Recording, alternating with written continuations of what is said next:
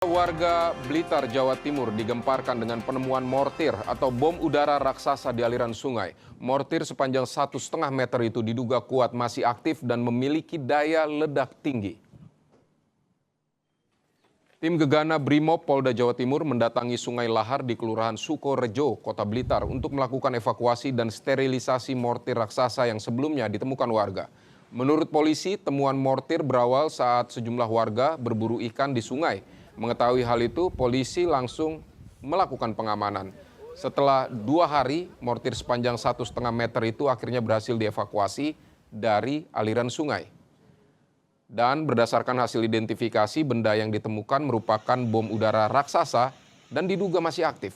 Mortir itu berdiameter 25 cm dan memiliki berat hingga 100 kg.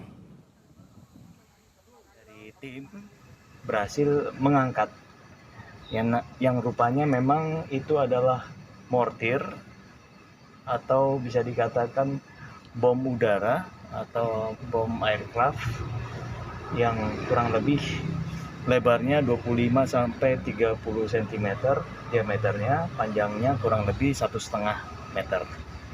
Untuk beratnya sendiri diperkirakan menurut informasi